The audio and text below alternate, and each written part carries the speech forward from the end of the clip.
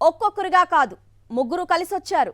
ఎంత అనుభవం ఉన్నా, ఎన్ని పదవులు అనుభవించినా, ఎన్ని కుట్రలు చేసినా ఒక్కొక్కరుగా ఎదుర్కొనలేమనుకొని మూడు పార్టీలు కలిసి కూటమిగా మారాయి. ప్రజలను తప్పుదోవ పట్టిస్తూ అనేక హామీలను ఇచ్చారు.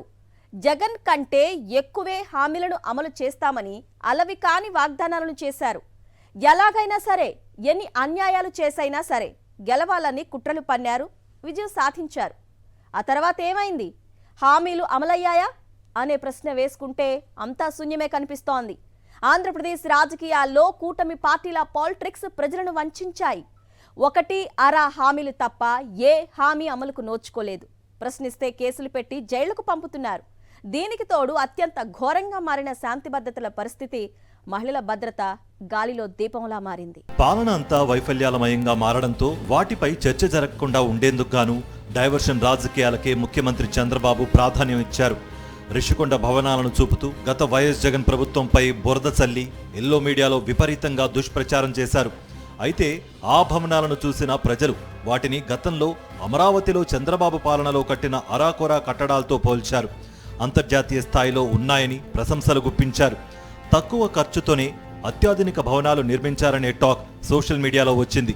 అది చంద్రబాబు సర్కార్కు మింగుడు పడని విషయంగా మారింది. జగన్ సర్కారుపై బురద జల్లుదామని చూస్తే అది తమ మీదే పడిందని టీడీపీ నేతలు సైతం వ్యాఖ్యానించడం అప్పట్లో చర్చనీయాంశంగా మారింది. వైఎస్ఆర్సీపీ నేతల మీద బురద చల్లుతూ అక్రమ కేసులతో వారిని వేధించడానికి బాలీవుడ్ నటి కాదంబరి జత్వానీ కేసు వ్యవహారాన్ని తెరపైకి తెచ్చి కొంతకాలం గడిపారు. అది కూడా కాలక్రమంలో బెడిసి కొట్టింది. ఆమె బ్లాక్మెయిల్ కుట్రలు ఒక్కొక్కటే బయటకు వచ్చాయి. దాంతో చంద్రబాబు కక్కలేక మింగలేక అన్నట్లుగా ఆ ఇష్యూను పక్కన పెట్టేశారు. వరదల సమయంలో వైఎస్ఆర్సీపీ నేతలు బోట్లతో ప్రకాశం బ్యారేజీని ఢీకొట్టి ధ్వంసం చేయడానికి కుట్ర పన్నారంటూ టీడీపీ నేతలు దుష్ప్రచారం చేశారు. వరద సహాయక చర్యల్లో ఫెయిల్యూర్పై చర్చ జరగకుండా ఉండేందుకు నానా ప్రయత్నాలు చేశారు గాని అవి కూడా రివర్స్ అయ్యాయి. ఆ బోట్లు టీడీపీ వారివేననే విషయం బయటపడటంతో పచ్చ నేతల నోటా మాట రాలేదు. ఆ తర్వాత తిరుమల శ్రీవారి లడ్డూ ప్రసాదంలో జంతువుల కొవ్వుతో కల్తీ జరిగిందంటూ వెంకన్న భక్తుల మనోభావాలు దెబ్బతీయడమే కాకుండా తిరుమలను కూడా రాజకీయాలకు వాడుకున్నారు. ఇందులో కూడా వాస్తవాలు బయటకు రావడంతో జాతీయంగా కూడా ముఖ్యమంత్రి చంద్రబాబు పరువు పోయింది. జరగని విషయాన్ని జరిగినట్లుగా చెప్పడానికి కూటమి సర్కారు చేసిన కుట్ర బెడిసి కొట్టింది. ఈ విషయంలో డిప్యూటీ సీఎం పవన్ కళ్యాణ్ కూడా లేనిపోని రాద్ధాంతం చేసి పలుచనైపోయారు. డైవర్షన్ రాజకీయాల్లో భాగంగా అధికార టీడీపీ నేతలు వైఎస్ఆర్సీపీ సోషల్ మీడియా కార్యకర్తలను వేధించడం మొదలుపెట్టారు. వైసీపీ శ్రేణులపై కుప్పలు తెప్పలుగా కేసులు పెట్టారు. అది కూడా వర్కౌట్ కాకపోవడంతో అమెరికాలో అదానీపై కేసుల వ్యవహారాన్ని మాజీ ముఖ్యమంత్రి వైఎస్ జగన్ కు ముడిపెట్టి దుష్ప్రచారానికి కుట్ర పన్నారు. అందులో కూడా వాస్తవాలు బయటకు రావడం, విద్యుత్ కొనుగోలు ఒప్పందాలలో అసలు ఏం జరిగిందనే దానిపై ప్రజలకు అవగాహన ఏర్పడటంతో బాబు అండ్ కోకు నోట మాట రాలేదు.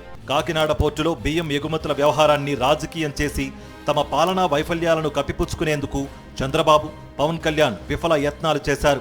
కొంతకాలం సీజ్ ద షిప్ డ్రామాను నడిపారు. ఆఖరికి రిలీజ్ ద షిప్ అని కేంద్రం చెప్పడంతో అంతా సైలెంట్ అయిపోయారు. ఇలా చెప్పుకుంటూ పోతే పాలనలోకి వచ్చినప్పటి నుంచి డైవర్షన్నే ప్రాణంగా కూటమి పార్టీల నేతలు ఈ ఏడాది గడిపేశారు. ప్రతి నెల ఏదో ఒక టాపిక్ తీసుకొచ్చి వివాదం చేసి పబ్బం గడుపుకోవాలని చూశారు. పాలనా వైఫల్యాలపై చర్చ జరగకుండా, హామీల అమలు గురించి ప్రశ్నించకుండా ఫోకస్ అంతా వివాదాల చుట్టూ తిప్పుతూ వచ్చారు.